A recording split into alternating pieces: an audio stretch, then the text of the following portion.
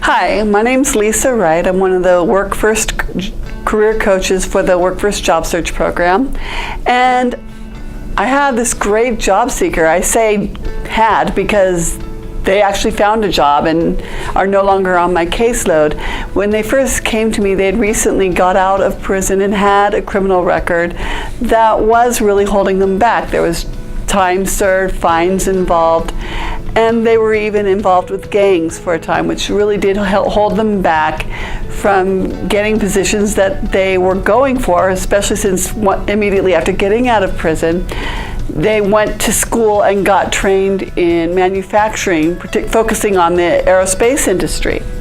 And they were trying to get into different aerospace contractors and were not having much luck because of their criminal record. And so I was able to work with them and other WorkSource specialists, one in particular who does specialize with those who have a criminal background, as well as this individual's case manager through DSHS, and found out the specifics of what was holding them back and what elements of their criminal background were.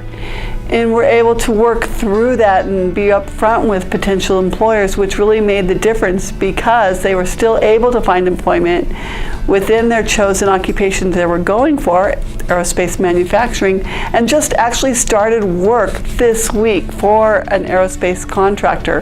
So it was really exciting. This person's attitude had really done a whole 180 through this whole transformation that they went through and time period that they were looking for work. And so it was really exciting for us to see. And so I absolutely encourage anyone who does need to find employment to come here to WorkSource, because this individual is not alone. There are several different stories like his, and we are more than happy to do what we can to serve you, to help you find employment.